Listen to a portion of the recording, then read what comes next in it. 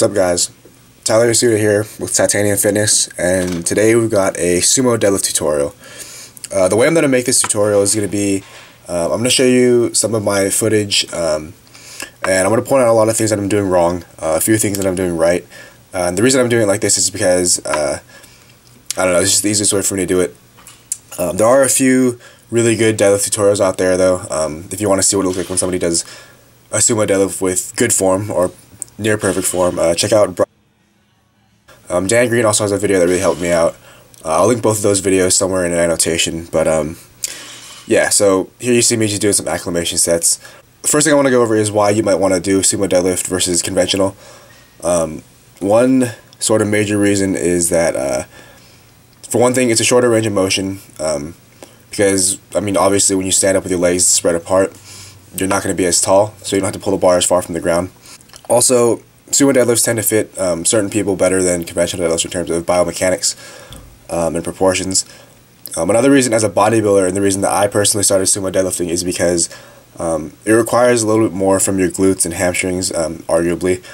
The hamstrings part is a little bit arguable, but it requires more, in my opinion, from your posterior chain than a conventional deadlift does. Whereas a conventional deadlift involves a lot more lower back.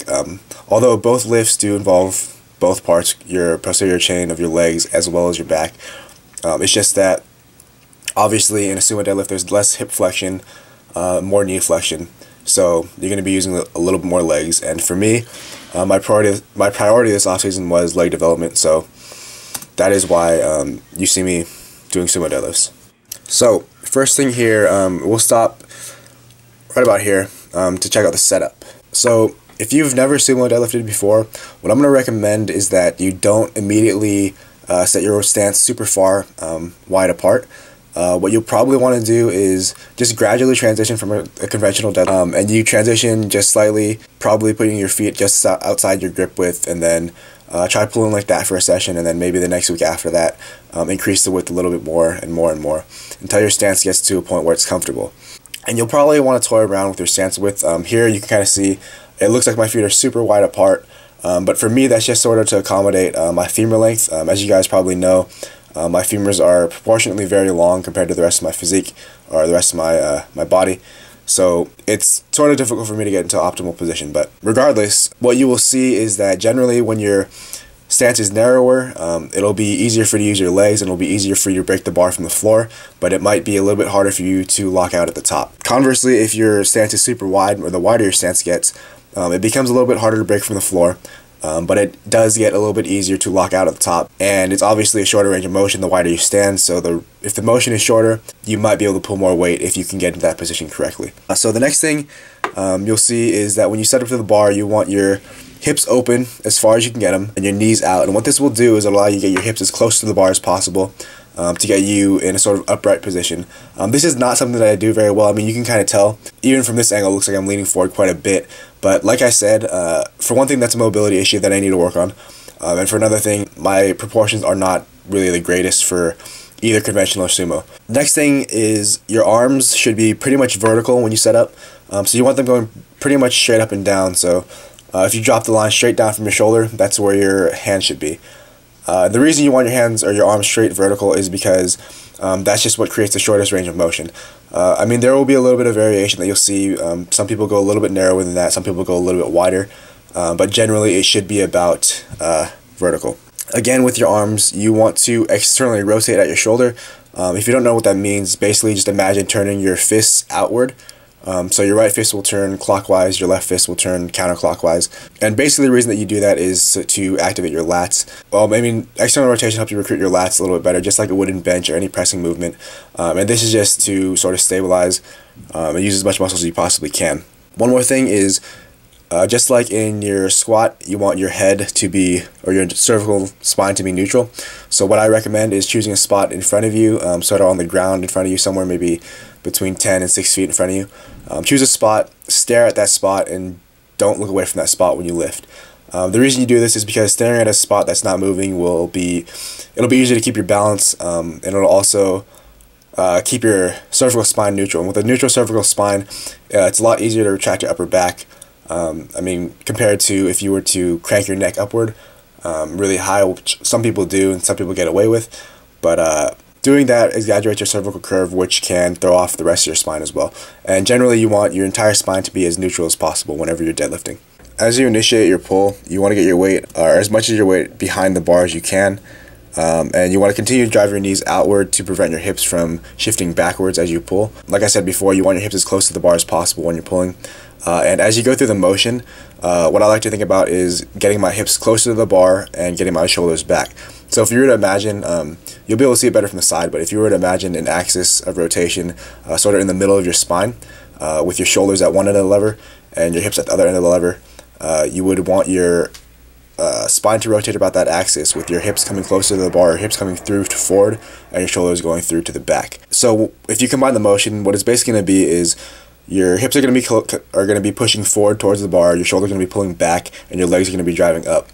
And I know that's sort of a lot to think about at the same time, but if you think about it like this, you want your legs to drive up as fast as they can to create momentum, provided that your hips don't rise faster than your shoulders. So at the top of the rep, I mean, pretty basic. Full extension. Don't hyperextend. There's no need to throw your hips super far forward and pull your shoulders super far back. Just make sure you lock out completely. Especially if you're training for powerlifting, you want to make sure you get that full lockout. So if you watch the rest of the set, this is a working set of, I think, 473. Those are kilogram plate. What you'll notice is basically what I was talking about with driving up with your legs without increasing that spine angle or that angle of hip flexion. So you drive up with your legs and then create the momentum and lock out at the top by driving your hips forward. So here we got a couple of shots of Steve Kleva. If you don't know who he is, go check out his channel.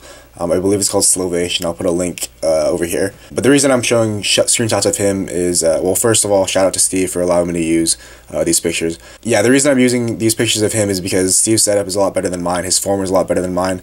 And his proportions are probably a little bit more average than mine are. So, like I've said before, you want your hips as close to the bar as you can get them. With your torso pretty much upright, or as upright as you can get. That is ideal. Obviously, not everybody's going to get into as good of a position as Steve, but like I said, this is just a good example. So hips close to the bar, knees driving out super far. He does a really good job with that, and chest up, as well as the neutral spine position. One other thing you'll notice about Steve is his stance is super wide.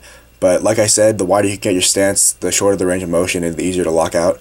So as long as you can break the floor with a wider stance, then there's no reason that you shouldn't try it. So if we stop about halfway up here, you'll see what I'm talking about with your hips coming through, your shoulders coming back. I mean, it's kind of hard to tell from a front angle, but you get the idea. Your hips don't want to go any further back from where they were. They always want to be coming forward closer. But another thing to remember is always to keep your weight back over your heels and be pulling your weight backward.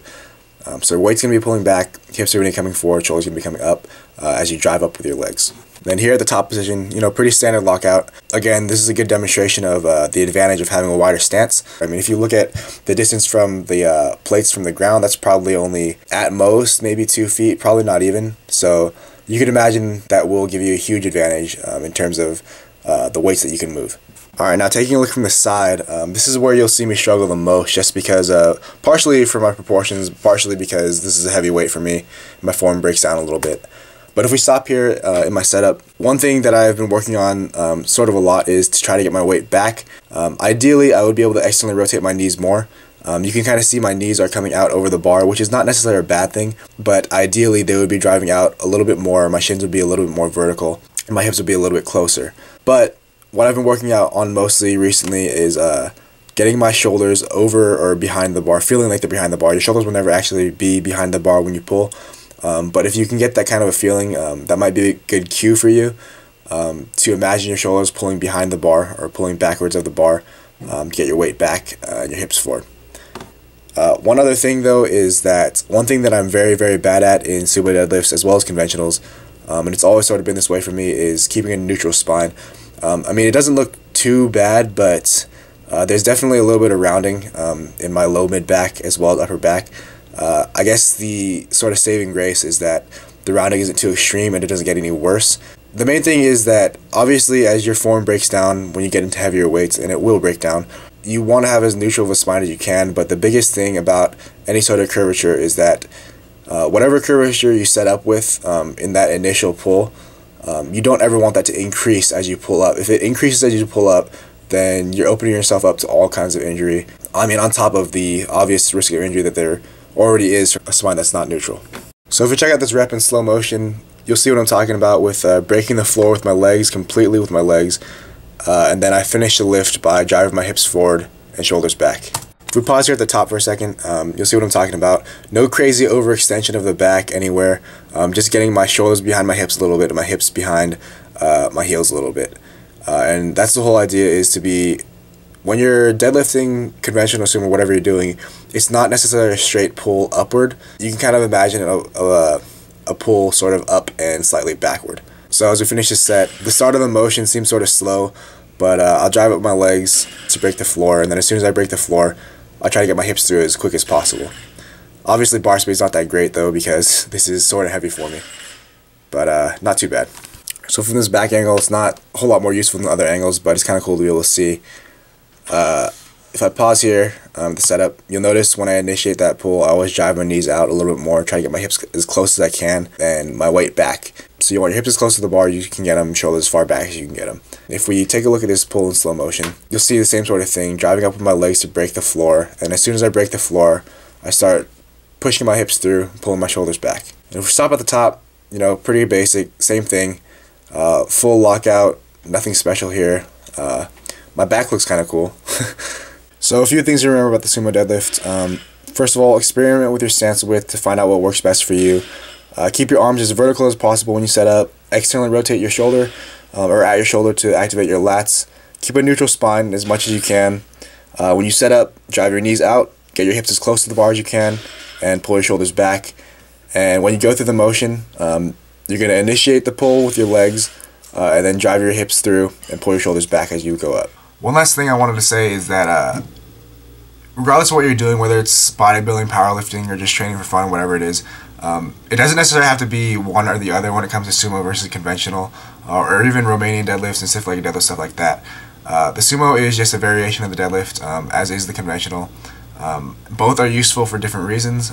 You might prefer one over the other, but I recommend that you try both and learn how to do both correctly, or as correctly as you can, and then sort of decide.